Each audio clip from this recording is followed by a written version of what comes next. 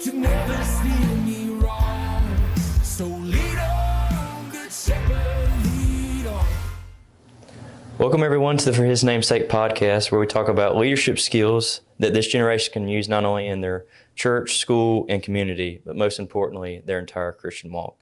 Today with us, we have Wyatt Brown from Maranatha Free Will Baptist in Greenville, North Carolina. So I want to thank you for coming on today. Thank you for having me. And I think we met at Parker's Chapel's walk-in at the bowling alley, if I'm not mistaken. Yeah, that's the first I remember. And I just came up and talked to you because I feel like I've seen you before, but I was like, you know what, I'm going to go talk to him. Yeah, so probably in my years at Southeastern. Also, you go to church two places. Yeah. One being Cramerton Christian Academy is where you went to high school. Yeah. My uncle-in-law, Marcos Osuna, shout out. Not too much of a shout out. Love you. To Marcos, but you were in his youth group. Mm-hmm. So I'm sure in traveling back and forth up there, I've run into you. Yeah. But yeah.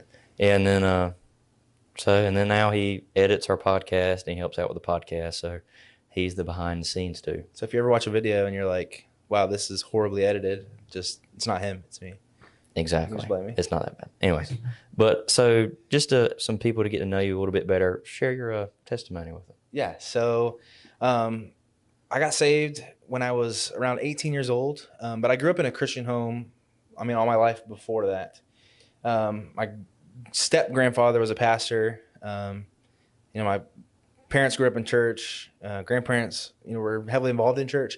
So I was always around church. And I was really good at playing church, being there at the right times, doing the activities. But I prayed prayers at VBS or at youth camps or things like that, and filled out my little card that says, hey, congratulations, you're saved. But it never made a change in my life. And it was when I was 18 years old in a place where I had no idea what I was going to do with my life, where I was at youth camp in Indiana, where I grew up. And I heard, the gospel preached for probably the 1,000th time in my life. But for some reason, during this week, it really hit different, and it just touched my life in a way that, it hadn't up until that point. I realized, man, my life has no purpose or direction. Mm-hmm. And, I felt like God was calling me to something. And I didn't know what that was. But speaking of Marcos Osuna, he was the evangelist that week at Indiana Free Will Baptist Youth Camp. And him and a couple other representatives from Southeastern Free Will Baptist College, where you are currently a student and where I graduated from, told me, hey, there's a Christian college in North Carolina, and, we'd love to have you there. It's like church camp all year round. It was the pitch. And in a way, it is, except their school, which, you forget that part when you're going to college. You got to do homework, which I'm not great at. But I made it in 6 years, not 4. But don't follow my path there. I knew that, at that point, I didn't really care what I was going to study. I didn't know what I was going to study. I just knew I wanted to go to a place where I felt like I could be around other believers who were going to encourage me to live, for the Lord, because I was just surrounded by a lot of people who were not living for the Lord. Right. My friends in high school, we were all doing dumb, mischievous things together all the time. And that was just not like the influence I needed in my life at the time. So I went to Southeastern. It was like a month before college started. I packed a bag and I went across the country basically with one person that I had known before. A buddy from Indiana also came with me. The rest is history. I spent 4 years at Southeastern, where I met my now pastor, John Sinkhorn, which is funny because I'm from Wabash, Indiana. He's from Wabash, Warsaw, Indiana area. He graduated from Emmanuel Christian School. I went to Emmanuel Free Will Baptist Church, where the Christian school was located. I never knew each other while we lived in Indiana, but when I came to Southeastern, I ran into him while we were on choir tour. He was a youth pastor here in town at Emmanuel Free Will Baptist Church, and we started coming to his church on the weekends. The Lord called him away to Maranatha Free Will Baptist Church, where I am currently, to revitalize that church. They were running, like 7 people at the time, and the church was about to close its doors. And he just felt, a burden for Greenville and this community. And so he went over there and asked me to come help with music. And so after college, I hadn't graduated yet, but I had left campus and I was just finishing online. In 2019, I moved to Greenville and started dating my now wife. And a few years later, we were married, and now we're serving part-time at Maranatha Church as youth pastor, music leader. Right. Also work full-time at East Carolina University, College of Nursing in the IT department. Shout out Con IT. Nobody's going to listen to this from there. Maybe they will. But yeah, it's been great. Yeah. So come all the way half across the country, come to little old Southeastern. Yeah, yeah. Grow closer to the Lord and follow his lead. Yeah, for sure. And through all that, and of course, probably especially when you got to college and now, what are some of the leadership positions that you've had? Well, when I was in college, I was in the ensemble at Southeastern. I was, I want to say, president of my society, Omega Rho Beta. Rest in peace, Omega Rho Beta. If you're a Southeastern person, you may or may not know what that is. So that was really my first opportunity to have leadership. I definitely was in no leadership positions in high school, nor did I care to be. Right. But being at Southeastern, kind of getting put in an environment where, I had the confidence to lead, or was given the confidence to lead by leaders that were around me, people that were pouring into my life. And there, I had opportunities to lead, and that was incredible. And that poured into now, being able to lead my church in music, being able to lead our youth group. I don't know that I would call any of my IT experience leadership. I was a team leader at Chick-fil-A while I was in college. That was an awesome experience. I loved working at Chick-fil-A. It was a great time. Worked my way through college there. But yeah, otherwise, I've just had, leading our youth and music at Maranatha Church over the last several years. Right. But yeah, and through all that, having this few leadership positions now being a youth pastor, what would you say is one of the key characteristics of leadership? I would say for me, and I think everyone probably answers this question a little bit differently, but a question or a characteristic that really sticks out to me in leadership is, and I don't know if I have one word to encapsulate this idea, but just the idea of, and kind of what we're talking about is like being relational, being able to, get on somebody's level and be real with each other, maybe vulnerability, or maybe, just being genuine. I think those are qualities that I look for in a leader. Right. I think there are a lot of people who either put themselves in leadership positions or are in leadership positions in our world, maybe not in the church world always, although sometimes can be, who are just not genuine and don't, they have the image of what they think they're supposed to be, and that's who they try to be. When I think, Christ, when he was here on this earth, Jesus was who Jesus was, regardless of what anyone tried to put on him. The disciples believed that he was going to be this guy who came and overthrew the Roman Empire, and who, led with the sword and came and, waged war against the kingdoms of the world. But what did Jesus come to do? He came to be a servant. He came to lay down his life, for our sins. That's not at all what anyone expected of the Messiah. And yet Jesus came, and didn't take on any of those preconceived ideas that anyone had. Right. He just did what the Father had called him to do. And I think when I look at the leaders in my life, I think of my pastor, John Sinkhorn. I think of the leaders that were in my life when I was at Southeastern, people that really poured into my life there. I think of, I know you talked about naming some specific people that I look up to as leaders. Zach and Mary Bell from Hilltop. Shout out to you guys if you listen. I hope you do. Man, just their love and kindness to me. Cam and Molly Spain, who were our dorm supervisors, Dina Men at the time. I think about Kevin Denton and his wife Susan, who just poured into me, spiritually and musically, and helped me along my musical journey, and still do. And just them being real, genuine, vulnerable, letting me into their lives, not just on a surface level, but really getting involved in my problems and my difficulties, all those things. Right. And that's the kind of leadership that I hope to have for my youth group now. I think of my youth pastor from Indiana, Dylan Persinger. Shout out. I'm getting a lot of shout outs today. He was new to our area. He graduated from Southeastern, came right at the end of my senior year. And, I could have just been the kid who was a foot out the door of the youth group. And he just, said, I can't impact this kid. He's only here for 3 more months. But no, he invited me to his home. He got involved in my life. Those are the kind of people that, to me, it's a lot easier to follow somebody who's willing to, put themselves on your level, who are willing to open up and be real and genuine, rather than somebody who just stands on a pedestal and tells you, hey, do this, hey, do that. I tell our teenagers all the time, and I'll shut up. Jesus is an amazing leader because not only did he, stand on his throne and tell us, hey, these are my commandments, I want you to obey them. He came and did everything that he asks us to do. Right. He doesn't ask us to do anything that he wasn't willing to do himself and then some. He doesn't ask us necessarily to lay down our lives and to suffer the way that he did. Right. While maybe some people have that experience, and maybe we, hopefully not in the near future, but may have that experience. Christ was willing to do everything that he's asking us to do. I think that's what exemplifies a great leader in my mind. Right. Being genuine, not being fake, in other words, and not putting yourself on a pedestal necessarily, but putting yourself not only on their level, but even below their level. Yeah.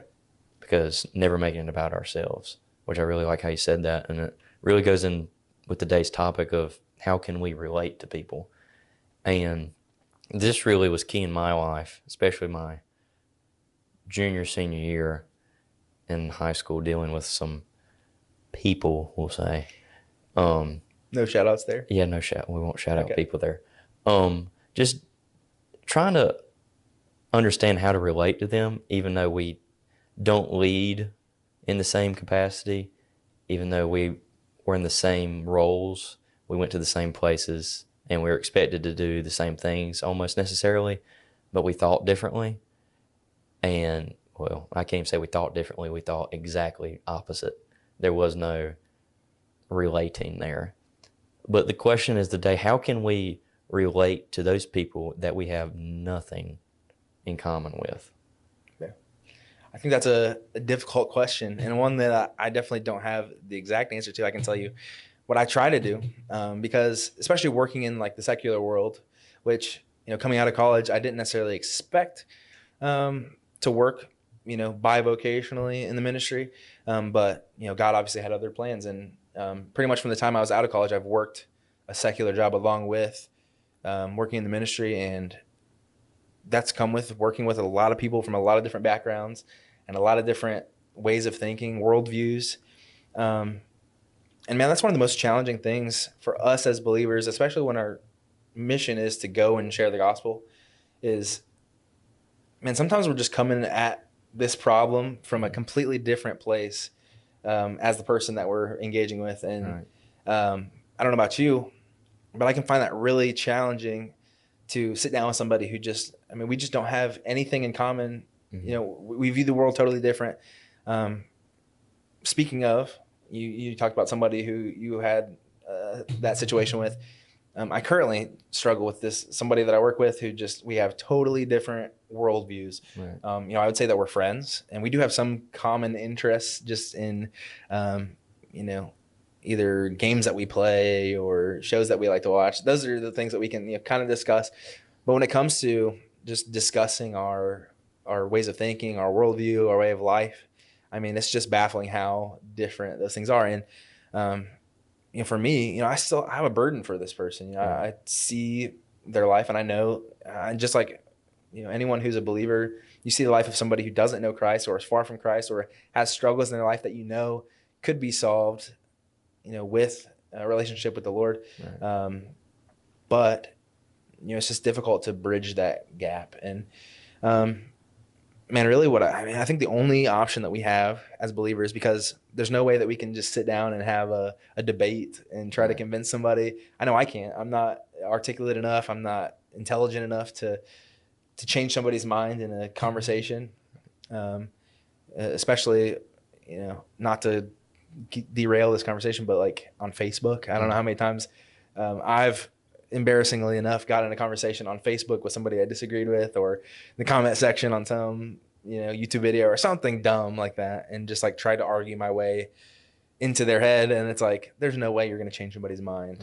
Right. In a short conversation. There's no way that I am going to have a conversation with somebody who's, my age or older, who's viewed the world the same way and has had their, ideals of the world shaped from the time they were a kid, and change their mind in a 20-minute conversation, or even over weeks or years of us working together and having conversations. But, I do think that the Holy Spirit works, right, where we fell short. God picks up the slack. The Bible says his word won't return void. So if we keep, consistently engaging these people with love and kindness, which, let me just say, isn't always the easiest thing to do, exactly. Right? People can be frustrating. If you look at people who are in ministry and you're like, wow, they got upset with somebody, how dare they? Let's be honest, like, people are frustrating. It can be frustrating. Right. I think we just have to pray, and God give us the patience, give us the endurance, give us the courage to continue to have these hard conversations, even when, someone may look at us and be like, you're an idiot for thinking that way, because surely we're going to run into somebody who thinks that way. But I think we love them. You serve them. You do things, go out of your way to be kind to somebody who maybe isn't kind to you. Go out of your way to love somebody and do things for somebody that they just may not understand. Like, I don't mean to get too like specific on this one situation or this one relationship, but this person I'm talking about, if you're listening to this, I love you, and I hope you know that. There's been situations where it's like, why would you go out of your way to do these things for me? Like, when I'm struggling, when I'm, going through this rough time, when I've treated you poorly, I've gone out of my way to do things for this person with the hopes of, they'll see the gospel in that situation. Like, they'll see the love of Christ through my actions. And I think that's the only way that we can really minister to those kind of people that we just have nothing in common with. And one thing that we all have in common as human beings is that we have needs. And I think if we can meet the needs of somebody else who we don't have anything, conversationally that we can talk about, I think that's a great place to start. Right. And, thinking about that, and you said love and kindness, always treating them. We should never treat them differently than we treat people that we do get really along with. Because, in that moment, we're probably trying to witness to them or share the gospel with them as well. And if we can't treat them the same way we treat other people or other believers, then they'll probably never believe what the faith that we believe in. And it makes me think of Ephesians 4:32, KC translation. And be ye kind one to another, tenderhearted, forgiving one another, even as Christ has done unto us. And, it says, be ye kind, as you said, showing kindness no matter what, going out of our way, and then skip that middle part, but then forgiving one another. These people, especially in the situation I'm thinking of, they had done so much wrong to not just me, but other people. And it's like it always got away with it. And not just that situation, but other situations I can think of. And it's hard to forgive, especially when you were the innocent one and nothing happens to that one that was doing wrong. And it makes you really wonder, like, God, what are you doing in this, But I think it's really him building patience in you and trying to teach you a lesson, really, about there's going to be times like this in the future, Like, this only happened in high school and college. It's going to be 10 times worse when you get out into the actual world. But then that part, tenderhearted in the middle, about compassion. And compassion is going out of your way, sitting down with people, getting on their level, as they said earlier, and just trying to relate to them in any way you can. And, let's talk about it in a second, but kind of loving like Jesus. And it makes me think of a song, because I did this first sermon about a year ago. And I talked about the song Relate by Forgetting Country. And in the song, it talks about we all go through different things and we all have different paths and walks. But in the chorus, it talks about we all know what it's like to be hurt and we all know what it's like to be pain. So we all are kind of the same, just in different ways, because we go through different things that hurt us. And in that same way, we still hurt together. Yeah. And we all go through different things that cause pain. But in the end of the day, we still face that pain. and it's trying to relate to people and getting to know them, because as a leader, we don't just need to be high and mighty, sit in our office, never talk to people, because leadership is people. Leadership is going to people, getting to know them, as you said earlier, and learning what they've been through, trying to get to know what they've been through and the hurt and pain they've been through. Because whether you realize it or not, you may have gone through the same thing, and then you can help build each other up. But kind of transitioning to the closing, this last part of loving like Jesus. And we talked about it a few weeks ago about being more like Jesus, which part of that encompasses loving. And you can kind of highlight 3 types of love: everlasting, compassionate, and sacrificial love. But really, you can focus on the compassionate love. And how would you say that Jesus loved that compassionate love? How did he show that? And then how can we relate to that to ourselves today? Yeah. Well, I think the greatest example that we have of Jesus, loving compassionately, one of the greatest examples, obviously, the greatest example is going to be the cross, right? And what he did for us, as undeserving as we were, bearing the weight of our sin, paying a debt that we could never pay. Right. But I think about in Jesus' life on earth, the fact that Jesus knew what Judas was going to do. Jesus knew he was going to be sold out, and yet he still chose to wash his feet the night before his death. And so when I think about that, and I think about how Jesus was willing to wash the feet of, this was somebody he loved. Obviously, he loved Judas, but also he knew he was going to be betrayed, and he chose to serve anyway. And I think that you talk about compassionate love. I think this is also for us, in a much smaller sense of the word, sacrificial love, because it's really easy for us as believers, as humans in general, when we're wronged, to look at that person and be like, you've treated me wrong. I'm either going to treat you wrong, or I'm just going to avoid you altogether, cut you out of my life. I don't want anything to do with you. But for us as believers and as leaders specifically, I think we are called to sacrifice some of the comfort that we hold so dear when we minister to or relate to the people that are in our lives that may be difficult to love, that may treat us poorly, that may, frustrate us to our wits' end, right? Because God has called us to share his gospel. And if we are to love the way that Jesus loved, that means loving the people that are difficult to love. And I don't want to get on a tangent about who is difficult to love specifically, but I do think everyone that's listening to this, and everyone that you and I know, or anyone in leadership, will say, like, there's people that are easier to lead, or easier to love, or easier to minister to, or easier to have any kind of relationship or conversation with than others. And for us, I think it's part of our calling to go out of our way to try to lead and minister to and love those who are difficult to love. It's not always easy. And my wife, Sophia, shout out, I hope she listens to this. She's always getting on to me because she's like, why do you keep up with so many relationships? Like, you have people that you talk to from high school, people that you talk to from,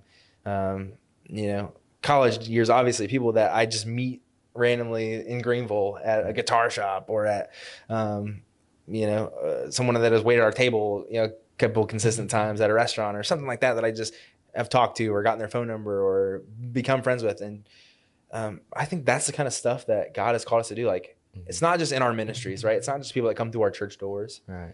It's not just the people that, are in our youth groups or in our small groups, or that our pastor says, hey, go talk to this person. But it's the people that we just live our lives with every day. Like, yes, we're given a ministry by, in our situation, maybe our pastor, or maybe a church who said, here's your ministry, here's your group of people to lead. But he's also God has given us a group of people to lead just in our lives, people that we interact with on a day-to-day basis.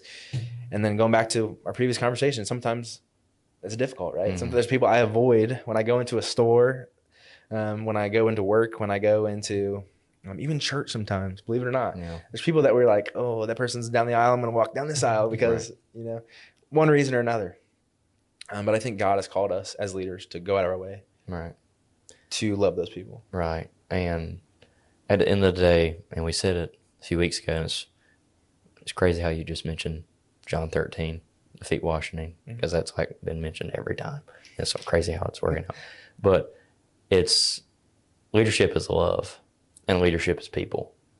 And no matter, how they look, what they've done, no matter what they're doing now, and no matter what they're going to do in the future, our mission and our goal is to still share Christ's love with them, because that's what the gospel is about, is sharing Christ with them, and then in turn making disciples that will make disciples. And, kind of in this closing statement, how people in love is leadership. In order to go to the people, we have to love. And that is how we're supposed to relate to people, is loving them no matter what in the world has happened, and no matter where they come from. And they might have the most messed up life. They might have been, drugged and prison, etc. And they may have nothing in common, like we said earlier. But we've all been through something. Yeah. And if we were in that position, I know you want to say something. You're good. But if we were in that position, we would want somebody to do the same for us. Yes, absolutely. And I think that's exactly what I was going to say is Right. we were in that position. Mm-hmm. It's really easy for us who maybe you've been a Christian for a long time, maybe you've been in ministry for a long time, maybe you've been in leadership for a long time. It's really easy to the story of it's easy to look at the speck in your brother's eye when there's a plank in yours. We were that to God, right? God, we were in sin. We were lost in disobedience to him, in total opposition to God. For all intents and purposes, we were hard to love, Right. from God's perspective, and probably to people's perspective, right? There's probably people in our life that would say that person's hard to love when they look at you and when they look at me. But I think that's the biggest error that we can make as leaders or as believers in general, is not realizing our own position in that, we desperately needed Jesus just as much as, the guy who sits on the corner who's addicted to drugs, who cusses and throws things at every car that drives by, right? Right. Probably, I'm just trying to think of the most outrageously obnoxious person that I can think of. But we needed Jesus just as much as that person does. Right. And our pastor, John, says this all the time. We're just beggars showing other beggars where to find bread. That's all it is. We're not in this high and mighty position. We're simply just leading others to water, right? Right. And I think it's really easy for us to forget that sometimes, especially if we've been in ministry or leadership for an extended period of time. Mm-hmm. And kind of in closing, we were lost, but now we're found. Yeah. But now that we're found, we're supposed to go help the lost, so they'll be found. Yes. And showing love no matter what is really the end of how can we relate, is showing love and helping the lost to be found. But now, in closing, I want to thank you for coming on. Of course. Thanks for having me. And talking about how can we relate to others, which is showing love and compassion.